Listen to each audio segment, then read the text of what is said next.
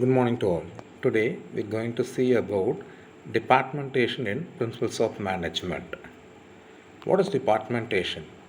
Departmentation refers to the process of grouping activities into departments.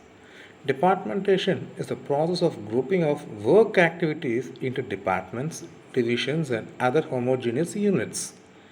Departmentation takes place in various patterns like departmentation by function, products, customers, geographical location, process, and its combinations. So, this is what the basis of departmentation: function, product, customer, geographical location, and process. What is functional departmentation?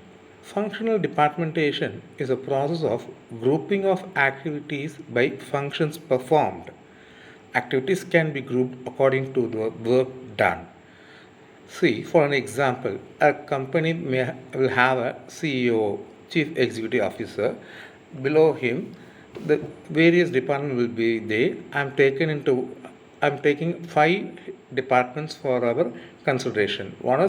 One from finance manager, purchase manager, production manager, sales manager, and HR manager.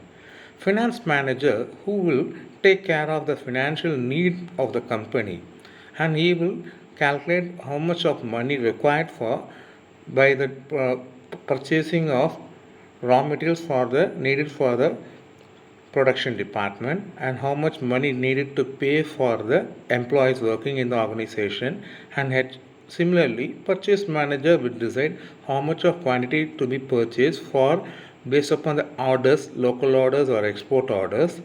And production manager will produce the commodity depends upon the orders given by the finance department. And sales manager will plan about the how much quantity of units to be sold by the next academic year or by the next quarter or of yearly as per the actions plan. And HR manager will decide about the human people requirement for the company and they will recruit the required number of people for the continuous and smooth flow of the production process of the company. So, based upon the finance need, purchase need, production need, and sales need, and HR people recruitment need, the functions have been divided. The advantages of functional departmentation is it is easy control over the function, pinpointing the training needs of a manager. It is very simple process of grouping activities, but it has some disadvantages also. It is lack of responsibility for the end result, over specialization or lack of general management. So it will lead to increased conflicts and coordination problem among the departments. Then next we'll see about the product departmentation. Product departmentation is a process of grouping activities by product line. Its structure is based on its varied product line, which includes, for example, home care, health care, personal care, and foods. I just taken the examples for better understanding. I'm just taking an example of CEO of Tata, who will take care of iron and steel, nano car, lorry buses, and construction. These are the various activities. These are some of the activities conducted by the Tata company. So, for each and every product they are manufacturing or each and every business they are carrying out, they'll have a separate manager for iron and steel, for nanocar, for lorry and buses, for construction. See, in Chennai, major of the metro works have been done by the Tata group of people. So, for that, a separate team of people will be working under the product called construction. Lorry and buses. Similarly, Tata lorries are there, Tata buses are there, and Tata has launched a budget-friendly car, nano car, and Tata's main business is iron and steel. So, for each and everything, a separate manager, a separate department, separate functional departmentation will be done so that it will be easy for them to analyze the future growth or profit or expectation of the company. The advantage it is said to be it ensures better customer service. Unprofitable product may be easily determined. It assists in development of all-around managerial talent, makes control effective. It is flexible and new product line can be added easily. And its disadvantages are said to be it is expensive as duplication of service function occurs in various product divisions. Customers and dealers have to deal with different persons for complaint and information of different products. Next, we see about the customer departmentation. Customer departmentation is a process of grouping activities on the basis of common customers or types of customers. The assumption is that the customer in each department have a common set of problems and need that can be best be made by specialists. For example, I just classified into the garments into three category: kids dresses, men's dresses, ladies dresses. For stitching a ready-made dresses, a three separate unit will be maintained by the every stitching units. For kids dresses, for men's dresses, for ladies dresses. By dividing this, there will be a better specialization will be possible.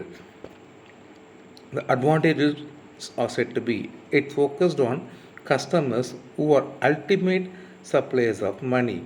Better service to customers have different needs and taste. Development in general managerial skill and disadvantages are said to be sales being the exclusive field of its application. Coordination may appear difficult between sales function and other enterprise function. Specialized sales staff may become idle with a downward movement of sales to any specified group of customers. Now we see about the geographical location, that is departmentation on the base of geographical location. It is the process of grouping activities on the base of territory. If an organizational customers are geographically dispersed, it can group jobs based on geography. Geography, that is, for example, if a Pepsi company or Coke company, the head office may be in Bombay, but it will divide the entire country into four regions: north, south, east, west. For northern region and east, for each and every region, it will fix a manager who will in turn in charge of northern division, southern division, eastern division, and western division. So any implementation, any decision making will be done by these managers, and they are been answerable to the CEO. So this type of geographical departmentation is better for taking quick decision and for implementing any changes in the product lines. The advantages of geographical departmentation is said to be help to cater to the needs of local people more satisfactorily. It facilitates effective control and it assists in development of all around managerial skill. Some disadvantages also there, that is communication problem between head office and regional office due to lack of means of communication at some location. Coordination between various divisions may become difficult. Distance between policy formers and executors. And finally, it leads to duplication of activities which may cost higher. And the next one is process departmentation. Process departmentation allows homogeneous activities to be categorized. For example, I just taken the oil company. So, oil company, the process of oil extraction is said to be crude petrol, purchasing of crude petrol, which is next turn will be purification. On the purification process, you may get many byproducts, and finally packing.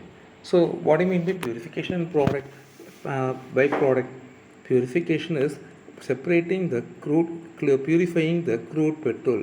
In this purification process, we get petrol, diesel, kerosene, and many other products.